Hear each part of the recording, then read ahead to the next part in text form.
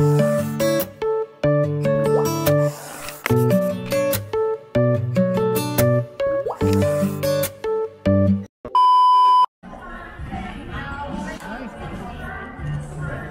everyone!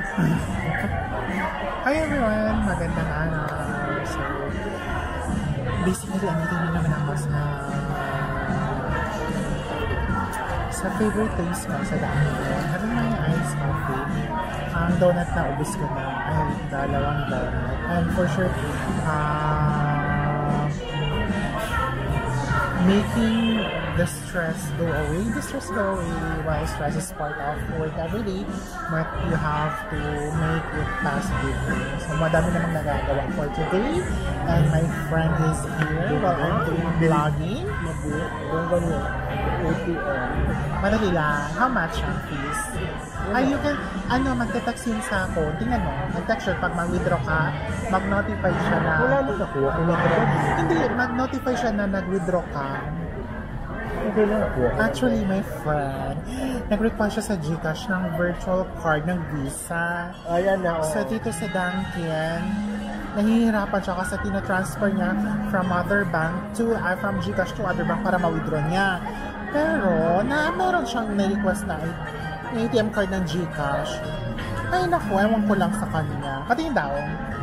O, diba? At least it is convenient na sa tingin daw. O, diba? How much na lang? 26,000. Oh, may 26,200 pa siya na balance. Diba? So, kasi wala siyang cash. So, yun, nag-withdraw. At ngayon, ma-enjoy niya na kasi na-link ko na sa Gcash na yung card niya, virtual card. Kalimutan lagi. Pareho naman kayong makakalimutin. Ha? Actually, siya ba nagsabi ka? Sige niya, ano kita. Kasi ano yun? Sino? Si January. Kasi kung ibang ko man ano mong enroll. Siya na ba? Yun. Eh ngayon, naka-coffee na siya. Pero iba talaga yung coffee pag younger sa older one. Kasi gusto-gusto niya brewed hot coffee. Ako naman gusto ko iced coffee. Tapos ang dami niyang creamer. Sana! Tatlo. Tapos tatlong sugar. So, pero nagpalab siya kanina and ako, schedule ko tomorrow. And alam ko na kung ano ang result. Ikaw, hindi. Ano to? Bavarian. Bavarian yung donut yung sa akin na ubus na. Just want to, yung mga stress sa buhay-buhay. Buhay-buhay. Dumaan dito si Ma'am Jenny. Kasama anak niya. Si Ma'am Jenny. Dinner daw sila. Nag-ano siya, saan ba nagmana ang block niya? Sa kanya naman. Hala! Kaya yan, takot siya sa multi. Sariling multi. Yung kung anong ginagawa na anak. Kung anong puno lang naman ang mangga mamunga ng bayabas. Hala! Narinig niyo yun? So, lagyan niyo ng context ha. That will be a lesson. Charis.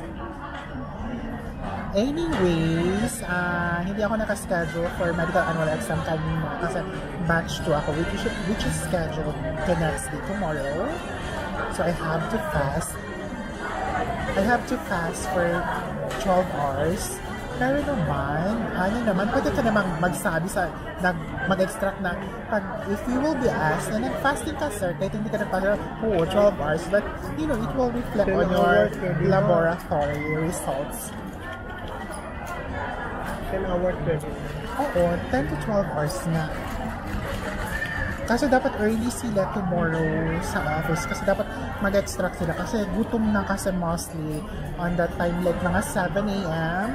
Gutom na yan yung mga tao. And luckily, they have the yung parang skyflakes and coffee. So that's part of their marketing strategy. Usually kasi yung mga bongga na hospital, they will give sa laboratory, ang alam ko sa Dr. Jose Rizal, palab sila, may ibibigay din sila na snacks, candy, flakes, and coffee. Mga ganon. Ang binigay nilang Sky flakes and Nescafe. 10 pesos. Oo, at least. Kasi matagal din tayo magbayad. So, malaki na magkikita nila. Dahil ang return of investment, kasi diba, jutang is kasi government. Sige ko lang kunin ito. Oo. Kaya na, nasa labas pa ako. Yung Charity, nag-close na yan dahil hindi ka na ma-infect. Baka sabi naman nangyari pa. Oo. Bola. Nagpa-HIV test. Diba? And then, today is Thursday. Tomorrow is the coronation night of Miss Grand International. Magaling ang nurse na 2024. lalaki sa akin. Sino daw nanginginig? May nanginginig daw nag-extra. Mukhang mag-swim ba? Ayoko yung mag-swim kasi masakit. Yun ang last year, 3 beses talaga na... Yung sabay tayo? Ay, hindi ko sa na West ako Metro? Oo, sabi ko, Ning, tama na yan, hindi ako Barbie. Sabay ba yun tayo? Hindi, ang kasabay ko si ano, si... Kasi umuwi ka pala. Umuwi ka, late na ako nagpunta dun para magpa-extract ng blood. Yun. So, yun, pag medical annual exam, doon na magda-diet. Supposed to be magda-diet. Ako magda-diet ng 1 day. But, at least, you will be screened kung ano nang meron sa human body mo. And then, you can have your medication at least. No? Pero nag-overthink ako pag mga ganyan. Ay, oo, back to business. Back to topic. Yung Miss Grand International. So, tomorrow ang coronation night. 7 p.m. sa Thailand. Parang 8 p.m. dito sa atin. Ando ba rin sa resto nun? Ay, pero, manood na lang ulit. Kasi, alam mo naman ang mananalo, di ba? Wala tayo, importante na top 5 siya. Kung magta-top 5, pero bet man siya. Ayun. Parang si, I parang urge si you to, Samantha parang Bernardo, I urge you to watch sa Grand TV YouTube channel. They are live and in fairness kasi maganda talaga yung production ng Miss Grand at saka yung video HD talaga. Pati high definition ba? Stage niya. O yun yung kinagandahan ng Miss Grand. Si Nawat talagang pinagdaan niya. Oo. Tapos ano ba?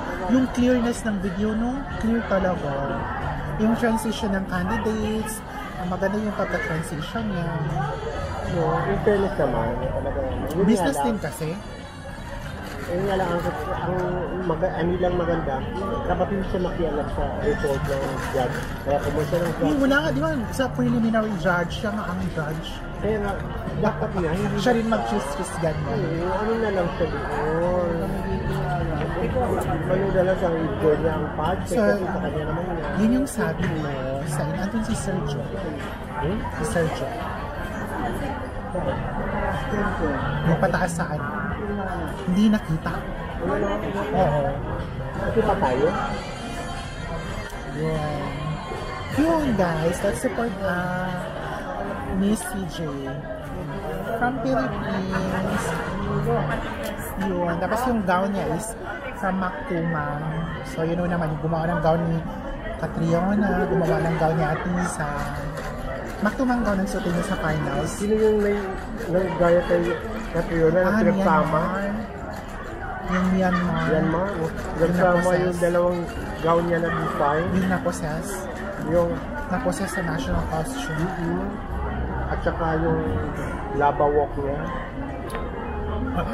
In fairness naman sa Miss Grand, ano siya diba? Magaganda no? Pati madami na matangkad at saka payat no? Pati nga yung mga negra diba? Kahit negra beautiful na. Tsaka pero sa Asian lang talaga pagdating sa Philippines talaga sa English. Pero ngayon ang contestant ng Thailand at saka Myanmar. Meron na din silang training camp. Mga hybrid. Parang training camp. Nag-copy na sila kagaya ng Philippines. Kaya nagpapadala sila ng candidate lumalaban sa Q&A. Yun yung sa bagay. Meron na sila mga training camp din doon. Yun. So we're talking about pageant.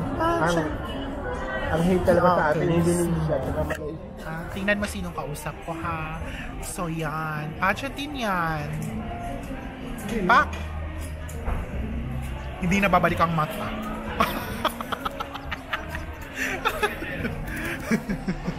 So yan yung sabi ko sa inyo. you can really tell the difference of a younger and an older person based sa coffee na in-order. Iced coffee and hot coffee. Kahapon, Pidulo, tsaka angkat niya si Sino? Jun. Oo, kasi pupapunta sila ng practice? Ay, doon nabasa pa ako doon na nahuli sila dyan sa kanto ng General Police. Kung malaman na taga-pure health, kaya lang yung si Ruben Abad, si Sir Ruben Abad. Ay, nakita nyo na guys. Ma-influence yan si office mate ko. Pero, maldita lang siya.